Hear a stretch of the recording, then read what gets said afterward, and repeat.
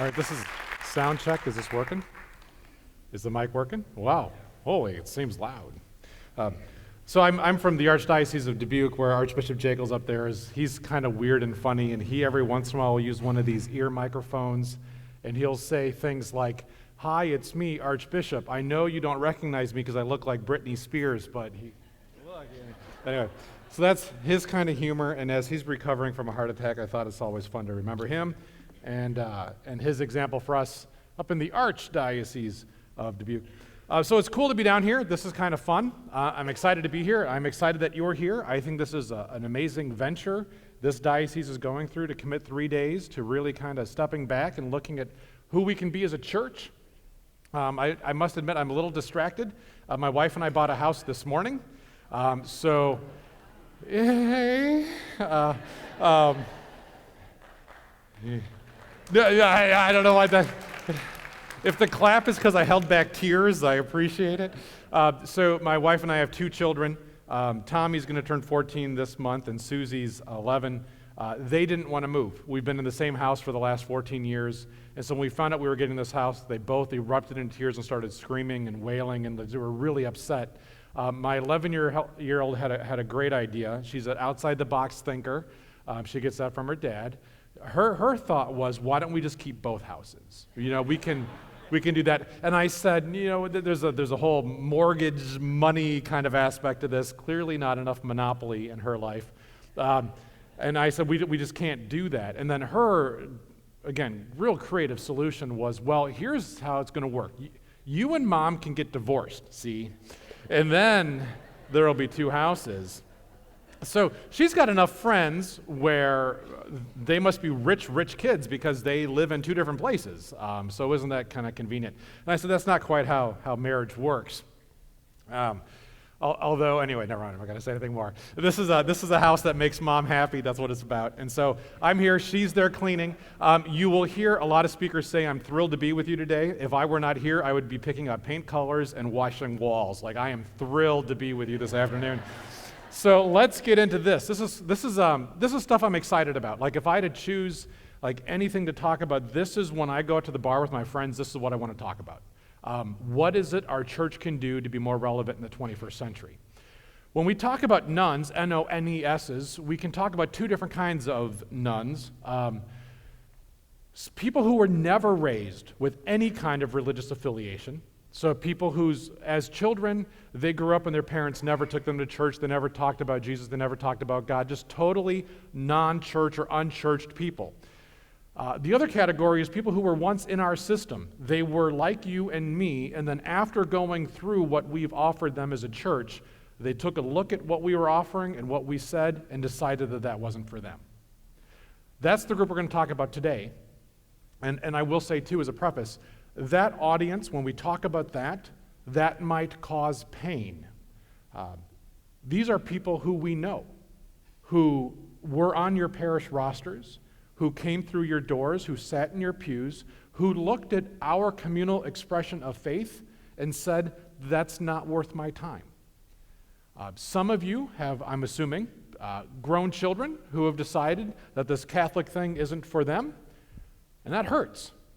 Especially if you've committed your weekend to be here because your faith is important to you. When we hear about people rejecting that which is so critical to us, it wounds us internally. So I'm not going to really be too shy about that. I think we have to own a little bit of this pain in order to make sense of this reality and actually get some good coming from it.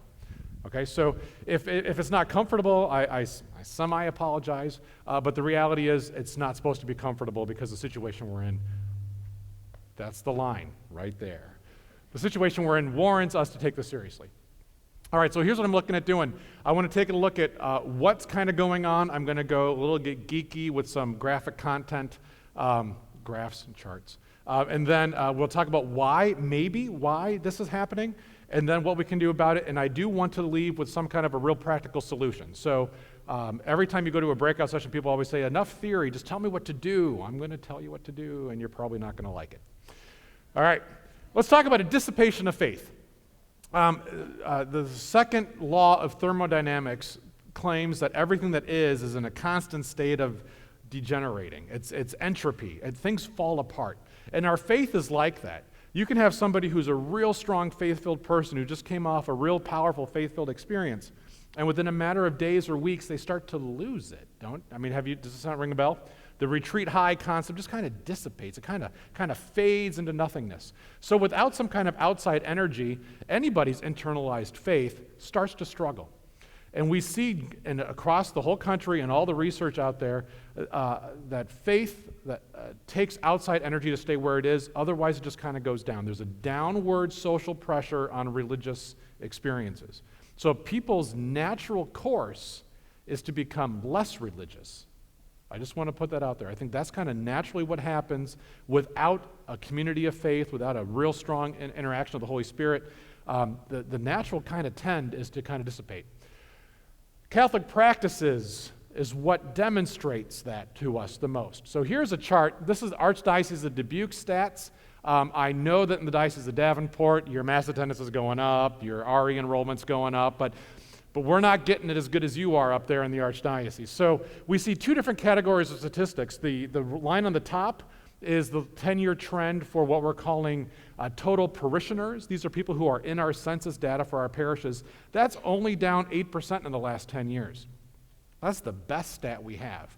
And if you were running a business and you had to go in front of your board of directors and say, we're only down 10% over the last 10 years, my hunch is you'd lose a job. For us as a church, we celebrate that one. That's not that bad. Mediocrity, the goal. The 14%, the little gray line coming down, is baptisms that happen in the Archdiocese of Dubuque. We see that one is going down a little bit more of an acceleration. But then we have this big jump down to Catholic marriages and religious education enrollment, down 38 or 35% over the last 10 years. The difference between those two is one is identity and the other is behavior.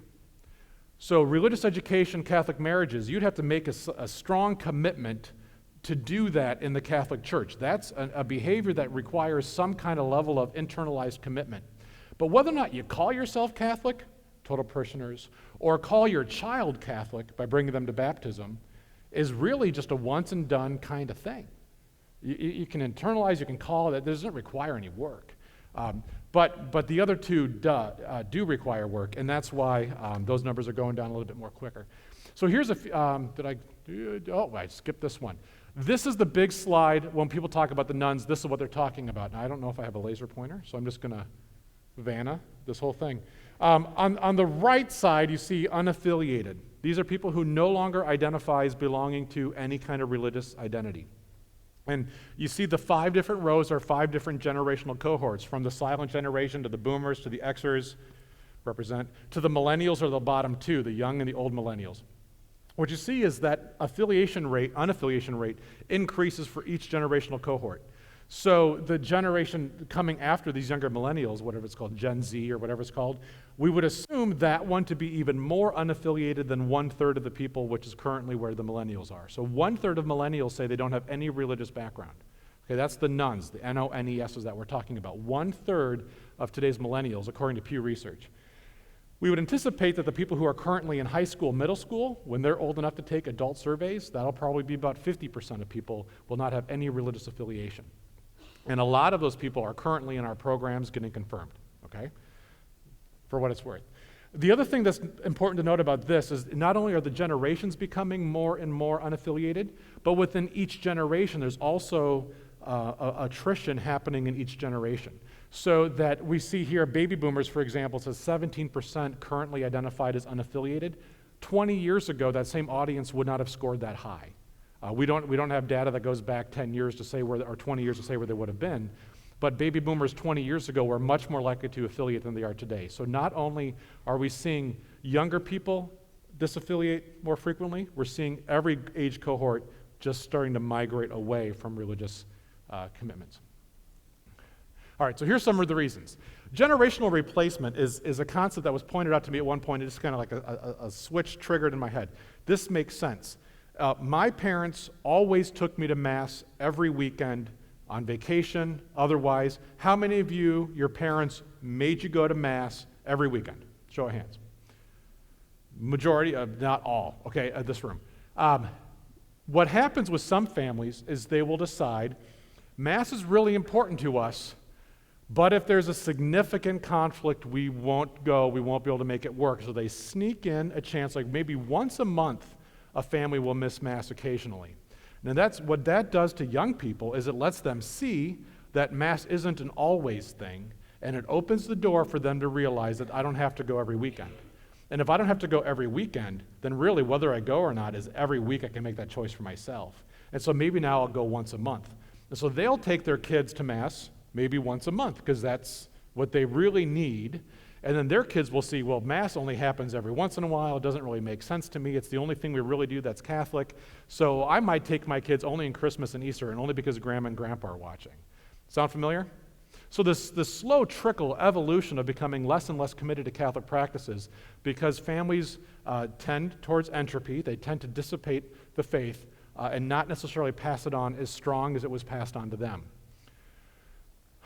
There's a significant lack of faith in institutions. This is across the board institutions. The only institutions we listen to are the ones that tell us what we already know. So we will subscribe to institutions that are like us and reinforce our own beliefs. This is kind of what's going on and that's the line. What's going on in America. So people don't trust institutions in general, and they sure don't trust institutions that have been around for 2,000 years like ours. That we exist as an institution in so many ways as a Catholic Church. So we got a lot of whammies going against us. Greater access to alternative religious practices. My son, my 13-year-old, who's going to be 14, has two close friends. One is Mormon and one is Muslim. Those are his two best buddies. So, and these are wonderful young men. These boys are great role models for my son. So he sees families who are strong, faith-filled families, who are wonderful people, who are just kind and compassionate, and he's seeing multiple right answers for what could be a religious expression. So Christian Smith, who does research on the National Study of Youth and Religion, he's one of the big people across the country talking about social trends and religiosity, says, it's not that Americans don't believe anything, it's that Americans believe everything. And this saturation of all these possibilities lends somebody to say that the Catholic answer is one of 10,000 possible right answers. So it kind of takes away the argument that we are the one true faith when they can look around and say, well, these people have faith and they're doing fine. So there's a lot of different options out there that also pull people from people. In addition to that, we've got other for-profit entities competing for meaning making. A few years ago, there was a commercial put out by Expedia, and they were flashing different images about why you should purchase your travel package through Expedia. And it was like, find your meaning, find your purpose, and it said, find your religion. And when it said, find your religion, the scene behind it was a soccer game. And this is a for-profit company competing for meaning making. Where do I go to find true, authentic peace and happiness in my life? Expedia. Where am I going to spend my Sunday afternoon in the fall, being from Green Bay, Wisconsin, in front of my TV, watching the Packers desperately try to rebuild? So this is what meaning making is. There's so many other things telling you that they are more important than everything else. There's a lot of competition for meaning making. And when it comes into that, get out in front of the message, we as a church, being institutional and bureaucratic, are way behind that curve as far as being proactive and making our message come across. So we are competing with people who are paid billions of dollars to get their message out before us. All right? They're not trying to undermine the Catholic Church. They just want our people's money and attention and souls. That's it. All right. And then we have this other thing going on, and this is a social kind of concept going on for the last 400 years, where we used to have this Western European concept of Christendom, and it's been kind of shaping differently with like the Enlightenment, universalism and Enlightenment came around that started telling us that we can start to figure things out for ourselves, and I'm just going to myself independently start doing some scientific experiments. And came that industrialism, which is my job is to be productive, my job is to make something more, I should go get wealthy. And that kind of chipped away at this Catholic culture.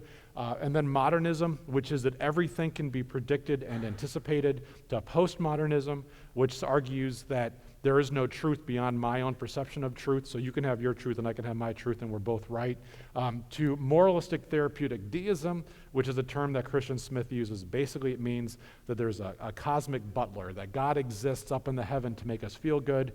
If we say, "Dear God, I'd like a glass of water," our deity, a butler, comes down with a nice glass of ice water, we drink it, and then he disappears, never to be heard from until we need him again.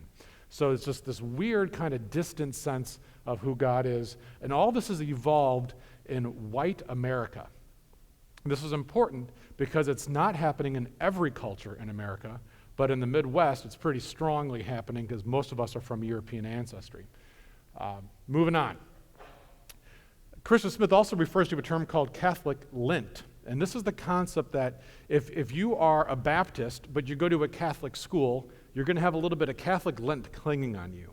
If you are baptized Catholic but have never been to Mass since, you still have some Catholic Lent on you. And clearly, the more Catholic Lent you have, the more Catholic you look, the more likely you are to stay committed to your Catholic faith in the long run. So that's Catholic identity kind of stuff. Here's a fun chart. General Social Services, or General Social, GSS, I'm forgetting what it's, General Social, study, whatever, S. This is a trend line going on since 1972. You look at the yellow line hovering right about 25% there consistently, all the way up to 2014. This is when the Pew Research said people were starting to disaffiliate from their Catholic faith. Sort of. If you ask people who are fallen away Catholics, notice the term, they are still representing some Catholic Lent. They still identify themselves as some version of Catholic. My brother-in-law, who really struggles with his faith, wears the shirt that says, "I'm a recovering Catholic." But he hasn't given up Catholicism. He still holds that Lent. So this is intention. And this is my favorite slide of the whole thing, overly simplified and dramatically unscientific. What we see is two different trends going on. The outward, the external, those things are going down. What looks Catholic to us is going away. But people saying, "Yeah, I'm Catholic," that's not really changing. So here's what's kind of fascinating. We've got people out there who we may identify as no longer one of us, but they might still be holding on some kind of reserved identity that they still sort of somehow belong with us. And how we take advantage of that reality is, I think, the solution to moving away from this nuns conversation into how do we reach out to our brothers and sisters who need us as much as anybody. So it's a change in how we imagine their reality as compared to ours. And we're going to see that in a little bit. This is data from the Archdiocese of Dubuque. We were preparing for the Youth Synod, and so we got about 1,300 responses from youth and young adults in the Archdiocese of Dubuque, and this is kind of their feedback. By the time a person is 25, so that 16 to 25-year-old range, we asked them, how do you think the church is doing at its mission at sharing the gospel? And we said, is it doing poorly? Is it doing okay? Is it doing good? Or is it doing excellent? 80% of people pick the lower two options. All right? So the best we can say is, how is the church doing at helping people to understand the good news, the gospel? Maybe D-. Maybe we're not failing, but clearly, in the eyes of our young people, this is not something we do well. So we need to take that to heart.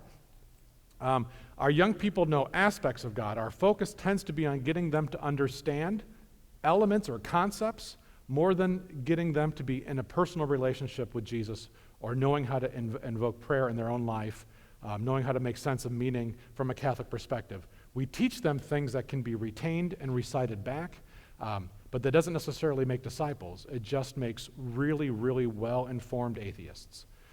There's a line that I've heard, an ounce of curiosity can be drowned by a gallon of answers. And I've worked with confirmation kids, and they'll come and they'll ask a little question, and we're going to talk about this a little bit, but rather than dive deeper into that question, I throw everything from my theological background at them and hope that somehow they walk away with them thinking I'm smart. That's really what I'm hoping for. So this is tough. The other way to look at it is, I think this is important. You've heard the expression, you can lead a horse to water, but you can't make it drink.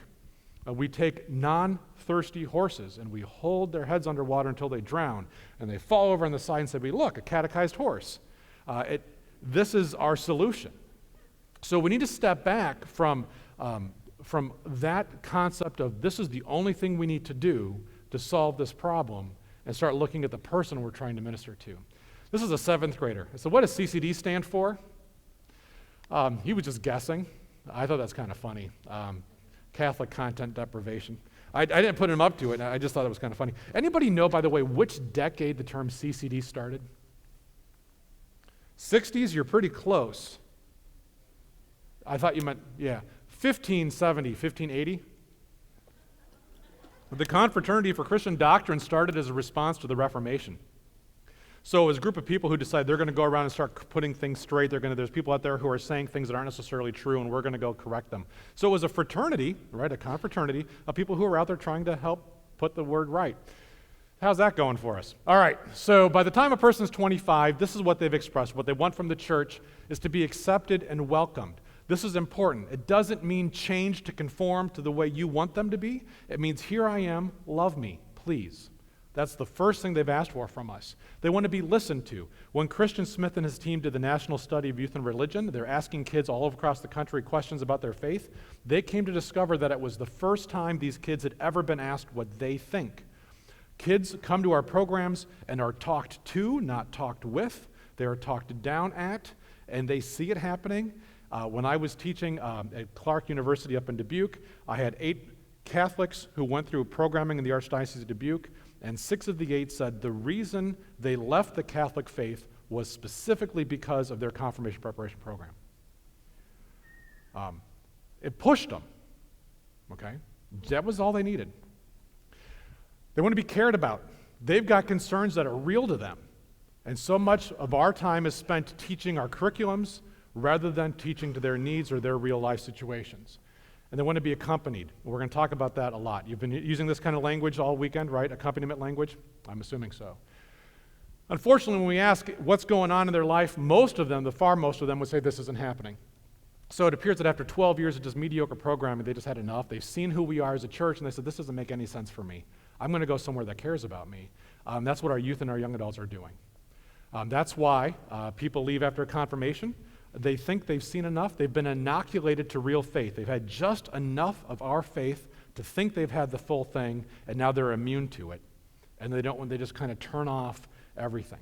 One of the things we've learned, too, is when we try to reach out to these people who used to be in our parish records, and we try to contact them with postcards and inviting them to come grab a beer and tell us what you think about your faith, they won't come. They won't come. They are so done with us by the time they're 25. To the point where it's just really hard. So we as an institutional church, I'm going to say that we as an institutional church are really powerless when it comes to reaching the nuns. That's my first consensus statement for this. We as an institutional church are generally powerless when it comes to reaching the nuns. More on that. Let's go back to this. This is fun. What does a Catholic look like? Go ahead, shout. What do you got? If you've already seen the slides, you're cheating. Don't look ahead. What does a Catholic look like? Crowd participation. Go. Goes to Mass. Good. Keep going. Baptized. Love it. Christ's servant. So they're serving. Good. Praise before meals. Or during. It's like my favorite time to pray. Like some people say, if you sing, you pray twice. When I eat, I pray 3 times. Just usually before, during, and after. It's just kind of a thing for me. What else? What does a Catholic look like? Yeah, loves people, goes to the margins, takes care of those who need it most. What else? All right, so full sacramental life. Cool. Living out their faith. However, this is kind of all that. So here's what I got, just a little list. That if you were to look at somebody and say, do you fit the definition of Catholicism based on what we're seeing? Baptized, prays at home, when they're eating or otherwise, goes to Mass. Oh, and while they're at Mass, they put money in the basket. All right, it's kind of, how many of you count that at your parishes? Contributors, we count that, don't we?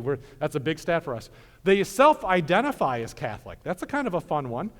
Are you Catholic? No, but you're here at Mass every weekend. Yeah, I'm not Catholic, I just come, my wife's here. Lives charitably, that's social justice kind of stuff, and helps others to know God's love. That's kind of a weird one. Wait, we evangelize? We tell other people about the love of Jesus? Wait, what? That's not Catholic. Anyway, moving on. What happens in all of this conversation is eventually those people kind of shift outside of that definition. This is what the evolution, the dissipation of our faith looks like. And so maybe they stop putting money in the basket, and maybe they stop evangelizing. And so they're just merely Catholic, but they're kind of outside of that context of Catholicism. And then it kind of goes even a little bit further to like sort of Catholic. Jim Gaffigan calls his wife like a Shiite Catholic. I think it's kind of funny. It doesn't make any sense if you understand Islam at all, but it's a funny joke. So they don't go to Mass, they don't put money in the basket, they don't live charitably, but they still identify as Catholic, they still pray at home, and they're still baptized. And by the way, those things happen to people who are no longer with us. They still believe in God, they still pray, they just do it when we're not around. Okay, that's important. Sort of Catholic. Now here's a fun question. How do those people who are inside the system, how do we feel about them?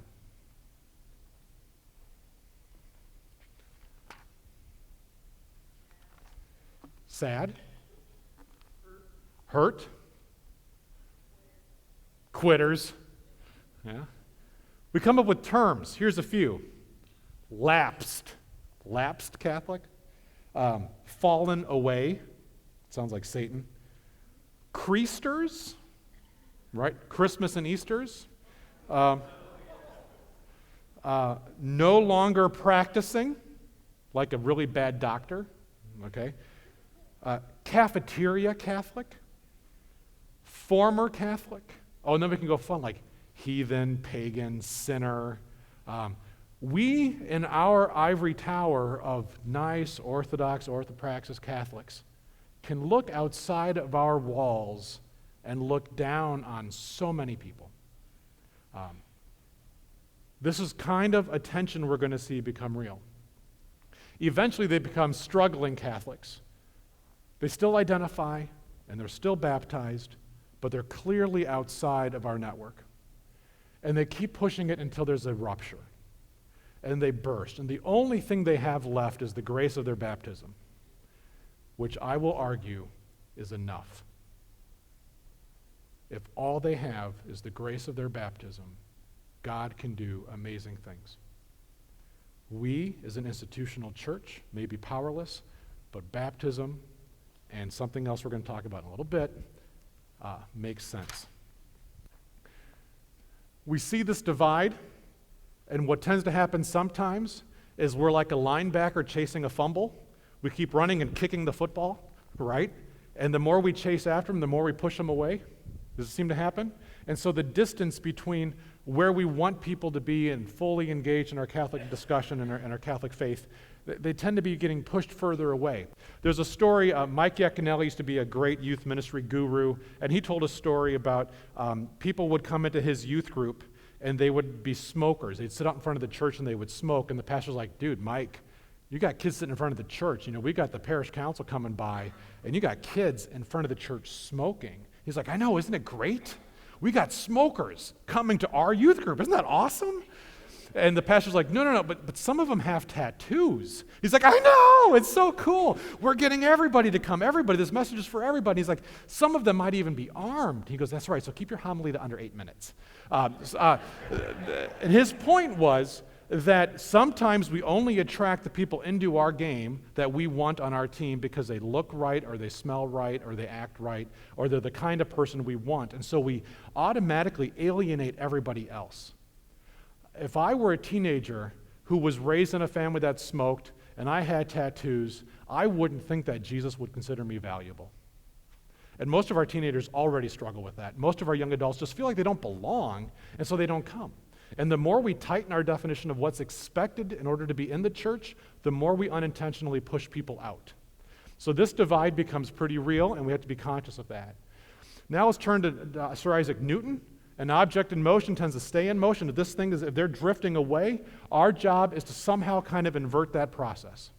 We need to stop them from going away, slowly, gradually steer them back. The youth synod that just happened in Rome looked at the road to Emmaus as the pivotal story. When you look at this, you have two apostles who are walking away from Jerusalem. They're going the wrong way. What does Jesus do? He does not get in front of them, scold them like Gandalf with his big staff, say, "You shall not pass," turn back and go. What does Jesus do? First, Jesus connects with them and joins with them and is walking with them. They don't even recognize him. He's just with them and walking. And he's asking them questions, and he's listening, and he's trying to help them kind of process their whole experience, what's going on in Jerusalem. And then he helps them recognize and interpret the signs that they've seen. He's calling forth the faith already deposited in their heart. And then he lets them make the choice of where they go next. And then we celebrate. And we connect them to the greater church. This was the road to Emmaus. This, I think, is the solution to how we reach nuns. N-O-N-E-S's. It's not about stopping, it's about being with. First step is going to be that simple. So there's a two-pronged solution to this. Everything's got multiple paths. The first thing we can do is prevention.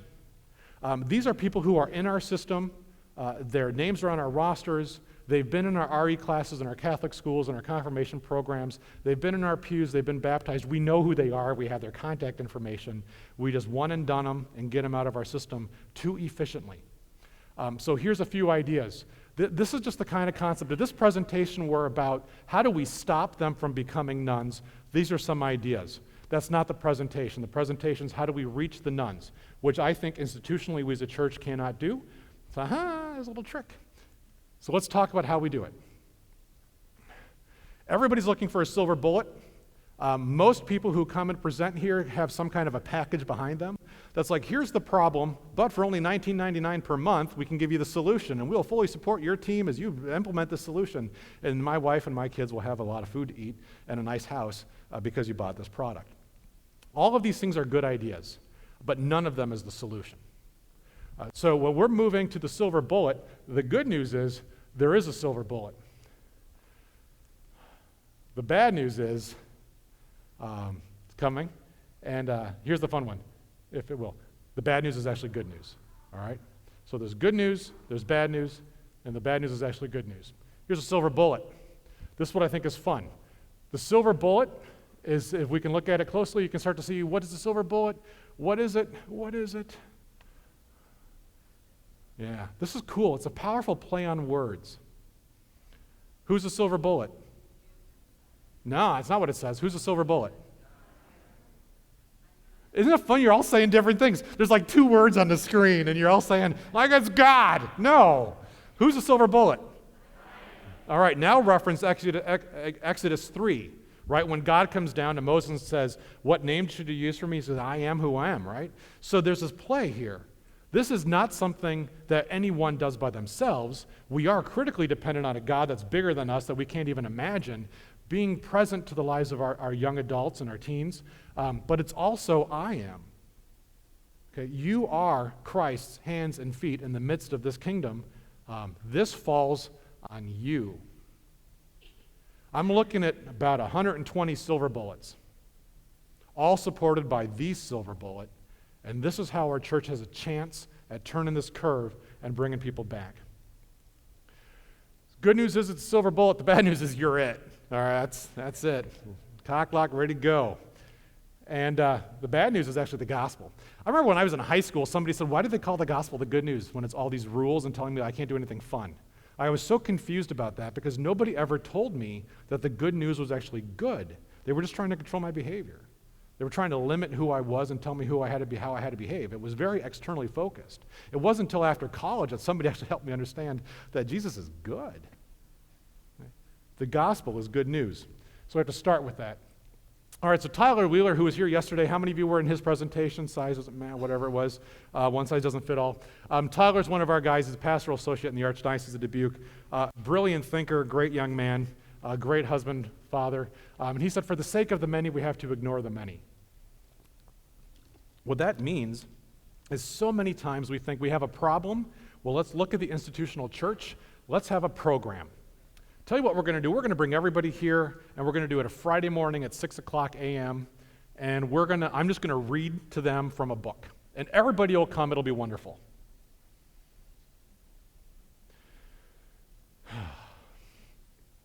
Okay. For the sake of the many, forget about gathering everybody. The other solution is if you want to reach the nuns, you reach the ones. Everywhere you go, sometimes to the point of exhaustion and frustration, there is somebody in front of you who needs Jesus. Everywhere you go. You can name them. You can name people in your life who you're struggling with, who you're frustrated by, or you're hurt by, because they are no longer in our tent. They know you, and you know them. You have their contact information. They need you. Don't worry about programs. This is not something you can look to the church, the institutional structure, the bureaucracy, and say, you fix this when you have been baptized and sent on this mission. You have. I have. As a father, as a husband, as a friend, as a coworker, my job is as much as I can to reflect God's love to everybody I meet so they don't have a choice but to fall in love with him. So here we are, old church strategies, then some kind of miracle is going to happen, then everything's better. So let's get practical. All right, we're going to play a quick game. I want you to partner up with somebody. So find somebody near you. Whoever thinks is, let's see, how is this? Whoever's oldest. Whoever oldest is going to go first, all right? So young people, look to your elders, and I'm going to give you a question, and I want the elders to teach those youngins, all right? So here's the question, and I want to see how you can pastorally respond to this. Elders to your youngsters, why does God make bad things happen to good people? Okay? Go. Take 1 minute.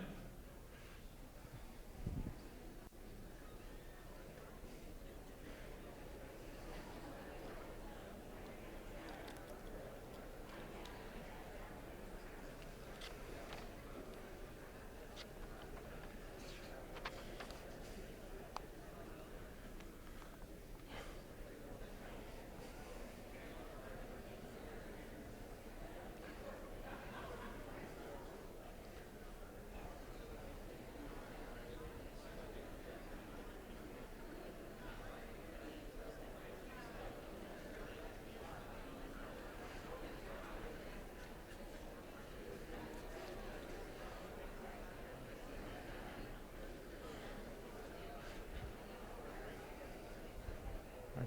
10 seconds.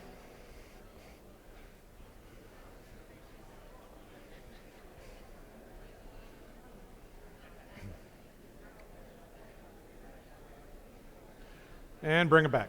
All right. Brave young souls. What did you hear from your elders? What do you got? Give me an answer. Sorry? He doesn't. How many of you said something like that? Okay. Canned response. That's what your program said. Good. What else did you hear? Or do we just all consensus, God doesn't do that? We don't live in a perfect world, okay? He gives us free will. Something good always comes out of something bad. He allows, doesn't make. That's a little theological distinction. He gives us an opportunity. Okay, good. Now, youngsters, you're going to show your elders how to really do this. Remember, what do young people want? Stop, look at it, think, pause. We're going to switch. We're going to try again. Keep these things in mind. This is what your partner needs. Now try. How would you approach the question differently? Try. Take 30 seconds. Go.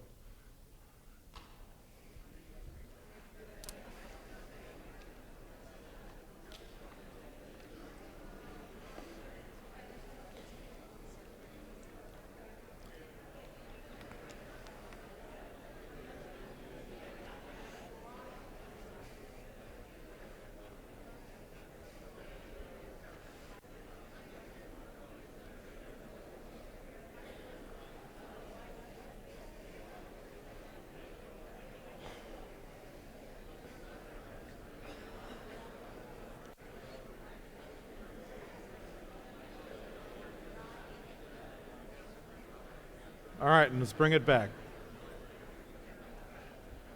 How did these 4 bullet points rephrase your response? How did these change anything? Sir?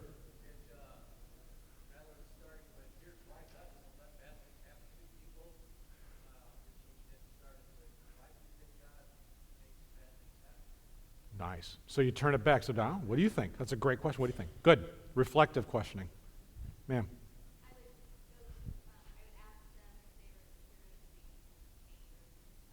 Yeah. Yeah. So when I was 24, I was getting my graduate degree in theology, and I was doing parish youth ministry every Monday, Wednesday, Thursday night. And when kids would ask me a question, it was my opportunity to show off, not to tend to young people. And now that I'm like 42, I'm old and wise, I look back at that stupid youth minister and think, what were you doing? There was a point when my ministry was all about me feeling good about me instead of me accompanying other people. If somebody comes to you and says, why does God make bad things happen to good people? And you say he doesn't, and they're asking you because their dad was just diagnosed with cancer and has 2 weeks to live, you're lying to them. Because God just let something bad happen to somebody who's very important to them. You invalidated their lived experience in question, and you didn't even know it. How we respond when the situation becomes important is critical. Remember, let's not focus on those aspects of faith as much as the person in front of us. If you want the nuns, you reach the one. We have to be more comfortable slowing down, and we're going to go through a process that's going to kind of help.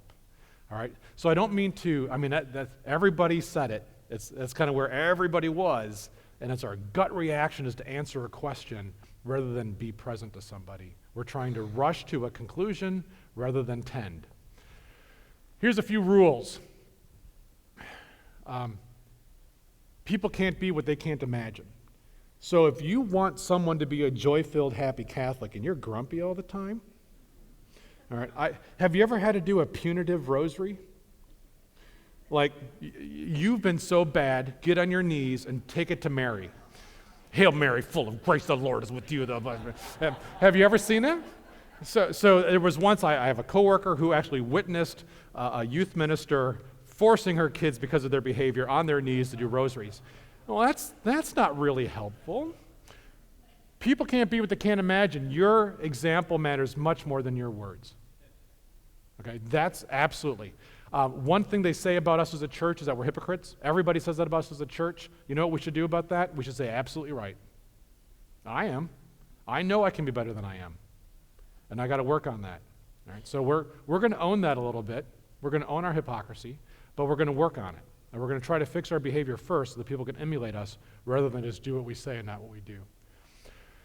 This is the other thing. This I think is awesome. If somebody ever approaches you, when I was student teaching in a public high school in Green Bay, 2 girls came up to me. They were freshmen in high school, and I had them in the first period every day. And they came up to me after class one day, and they said, "What is it that gives you so much joy?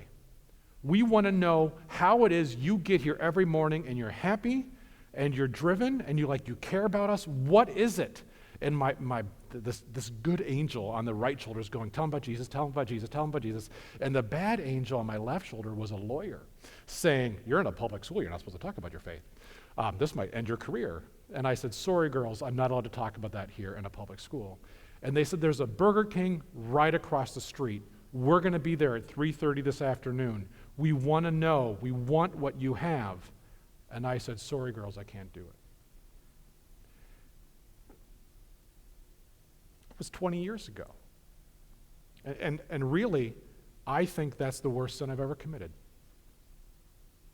Now, I've never killed anybody just to watch them die. I'm just saying, but that haunts me. If you are ever so privileged to have somebody say, "Please help me know Jesus," you need to calm yourself down, slow down, and just remember that God is breathing through you. And what a privilege, what an opportunity. This is something we live for. I mean, there's been people who've been in ministry for 50 years who've never had someone desperately come to them and said, "Give me hope." If somebody ever comes to you with a question or a criticism or a concern, or they look like they're getting in their face and arguing, that's a privileged experience. This is what we're here for. This is like the core of who we are as people, as Catholic disciples. And remember, it's not about you. You are going to be channeling God's grace. You are going to be working with the Holy Spirit's guidance. This is not something you are doing alone. Who's the silver bullet? I am. I am. We're in this together. This is important too. When people challenge you and people ask questions, they try throwing bombs at you, like word bombs, like all Catholics are going to hell, or they're saying something goofy. Our first response is to come back and pull our guns and start shooting, right? Let me be more righter than you are. Let me push you back, because if I push you back, then you'll see that I'm strong and my faith is strong. Your faith is weak if you're pushing back. You don't have to defend strong things. You don't have to be worried if somebody doesn't get it quite right. Trust and depend. If you really are a committed Catholic, trust the church, trust the Spirit, trust these 2,000 years of tradition of our forefathers who've gone before us, and the saints and angels who are praying with us and acting with us. You've got an army behind you. You don't have to be defensive. You just have to be confident enough to let people come to you as they are with what their baggage is. Don't rush it. Take forever. Take forever. This is not something that we have to be urgent about, because when we get too quick, we start to become reactive instead of responsive and tend to people. I see a lot of theological arguments that are kind of fun, right? I love theological debate. I love it. But sometimes that gets us as a church way further away from helping people than we think it does. So don't try to be right. Try to be useful. Try to be with them in their process rather than accurately answering their questions. That's not nearly as important as encouraging the heart to grow.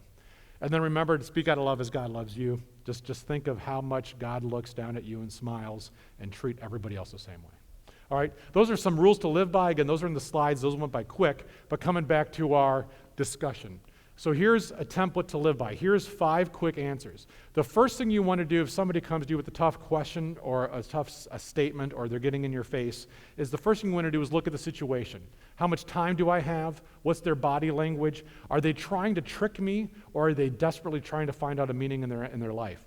So what is the situation in which you're responding? If you're in a crowded bar and somebody comes up and says, "Hey, why do you Catholics pray to Mary?"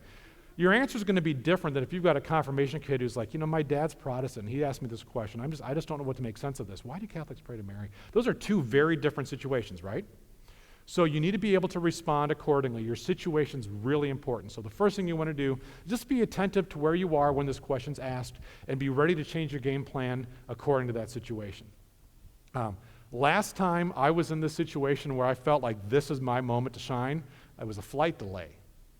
And a lady came, sat next to me, and just needed someone to listen, because she's had a long day. And I'm like, thanks, Jesus. Thanks for giving me this opportunity to show your love to somebody. It made my time waiting go a lot better. Second, always start with validating the question or the comment. If somebody comes up to you and says, "You Catholics don't love women because you're opposed to abortion," you need to be able to find the value that you share with that comment. What's something you can admire about that comment from a Catholic perspective? Sir? You care for women. Yeah.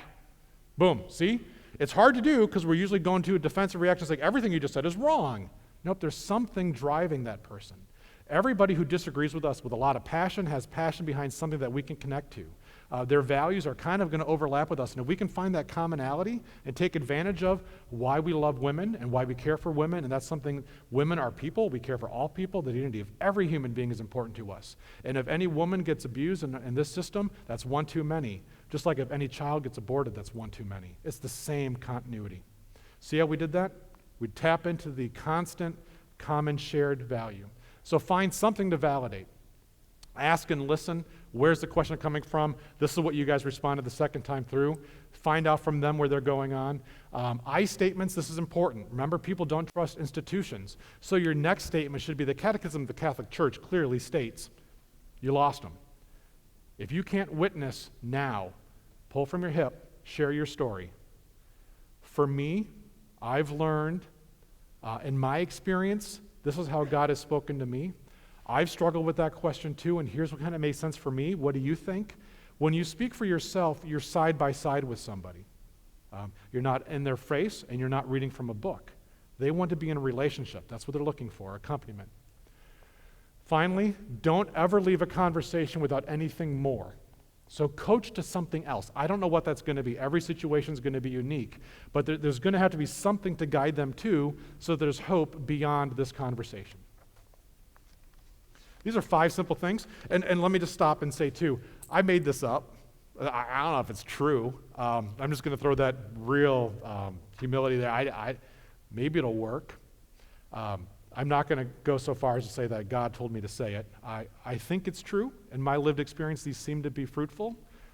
So play with it. If you got to change number 4 to number 3, and write a book, market it. I'm not going to come after you. I can't afford a lawyer. I bought a new house. So this works. So let's take this back to your original groups. Elders, here's your chance to redeem yourself. Here's your question. How do you respond? Take a minute, go.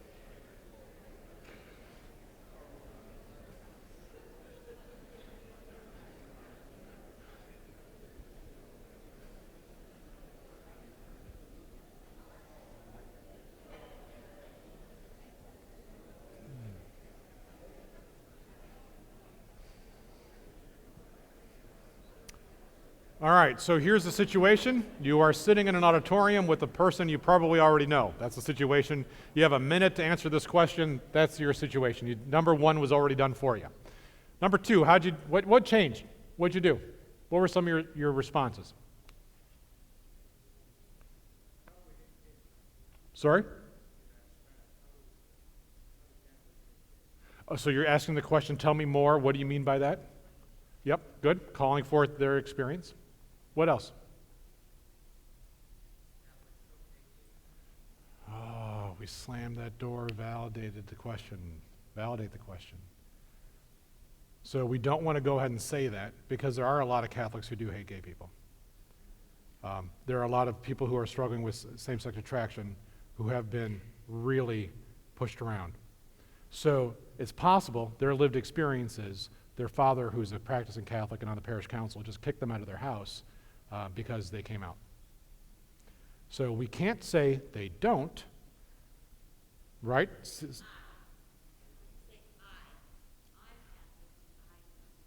Okay, that's good. I don't. Okay, what else? What? How do you validate this? What can you validate in this question? Nice. Okay, yep. So we try to, and I would say again, we try to love all people. Has it ever come across, even publicly, explicitly or implicitly, that there is a tension between people of same-sex attraction and the Catholic Church? Has that been communicated at least in one way? Could people reasonably perceive this to be a true story? Okay, that's validation. I know, sometimes it looks like that. But that's not the depth of the faith that I understand. That we are called to love everybody, whether we like them or not, or whether we understand them or not. We're just called to love everybody. Everybody has inherent dignity, and we can't take that away no matter what they do or have done or who they're attracted to. We cannot take away the love that God has for anybody, and we are called to emulate that love for everybody. So are we validating that recognizing human dignity is the core piece here? Okay, and then we're going to go back and forth. What's their lived experience? What's their story? Are they speaking for a friend? Is it something they go through themselves? Coaching to more could be connecting them with encourage or courage, or having them talk to a pastor, or having them talk to somebody else, or maybe bringing their friend to the program, or there's other ministry that can happen beyond this. But it starts with not trying to respond to the question or react to the question with forcefulness or accuracy, but to tease from them the situation and walk with them and let them know that they can bring anything to you. That's hard to do, okay? Because you're going to be in this situation. It's going to be Thanksgiving. You're going to be with your family, and someone's going to say something. Have you been there? Every Thanksgiving it happens. And how you respond is going to matter.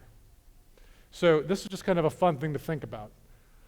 How does a church, by the way, by the church I mean us, how does the church reach the nuns? Here's your mission field. That's kind of fun. Coworker and I sat around an afternoon and said, where are people who struggle with whether or not they want to be Catholic? This is our list. You can probably add to it or maybe take things off. This is different than the church social hall or the Catholic school, although both of those should be on here, right? But it's different than that. So theology on tap, the idea of going to a bar and having faith conversations. Sitting at an airport when people are lamenting at their lowest, weakest point, man, these people need Jesus. So anyway, this is just kind of a fun thought to think about how this can all go. So what I want you to do before we transition is, how many of you think you could name 3 people who would qualify as a nun? I know any. How many think 3 is a ridiculously low number? Yeah, all right. Here's what I want you to do. Here's my challenge from one brother in the faith to you. Name them. I want you to name 6 people. 6 people you know who for some reason feel disenfranchised from their Catholic faith. Maybe through no fault of their own, maybe through their own choice, have decided this isn't for them. So I want you to name 6. To yourself, of course, not out loud at these microphones. And then I want you to commit to praying for them and to tending them. And then every time you see them, call yourself to a place of joyful appreciation for who they are. Start with your ability to rejoice like the father of the prodigal son when you see them next. And if every time you love them and you come aside them and you listen to them and you help them explore their questions, slowly you might turn that dissent from our church away or turn it around, and they might start to be more attracted to who we are as Catholic faithful. That's a long-term story. Okay? 6, that's your challenge. That means that in the next year, we should have about 600 of our nuns. That's more than have ever come to a Theology on Tap program. Remember, the church institutionally can't do this. That's why you're here. All right. There. Guilt trip? Feel bad? Good. All right. Questions, comments, dissent, anything. We got microphones up front. I'm sure you can yell. We got, I think 5 minutes? We've got 1 minute. I got nowhere to be. You got Mass at 4, but you're already here. Thoughts, questions, prayer intentions? Sir.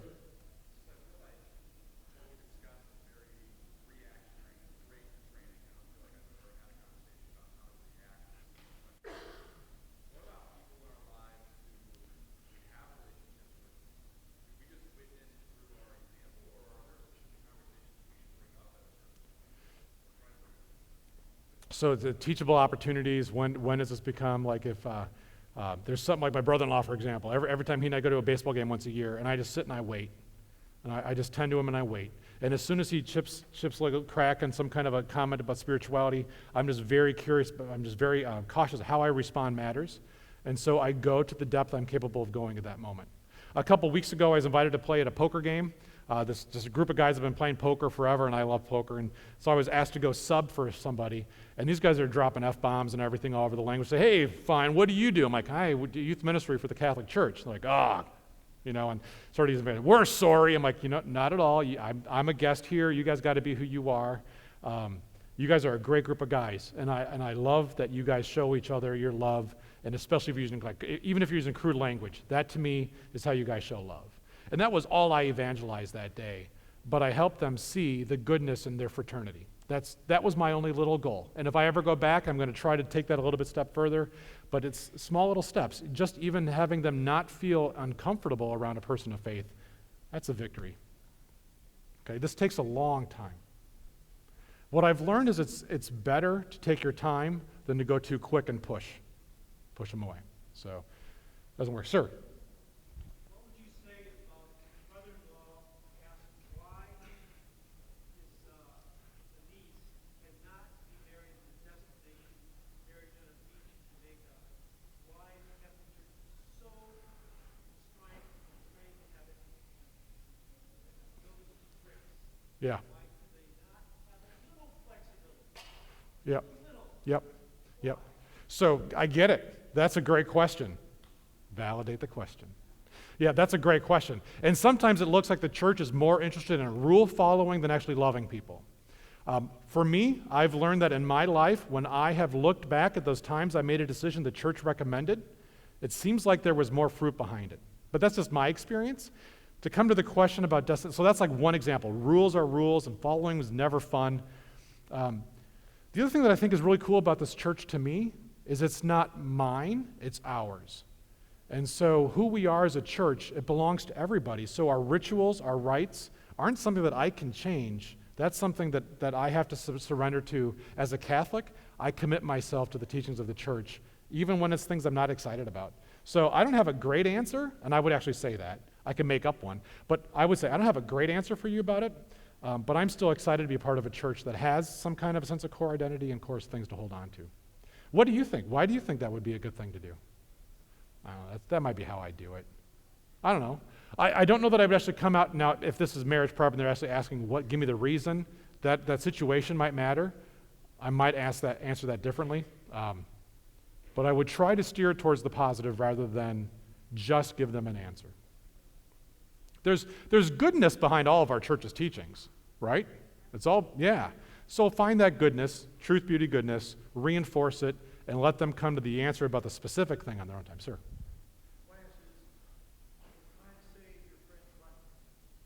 Huh.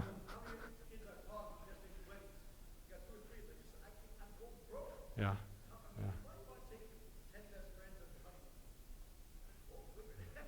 Yeah. Yep. That's not wrong. All right. We're out of time. This is important work. So thank you for being here this week. Your time here speaks volumes to the parishes you represent.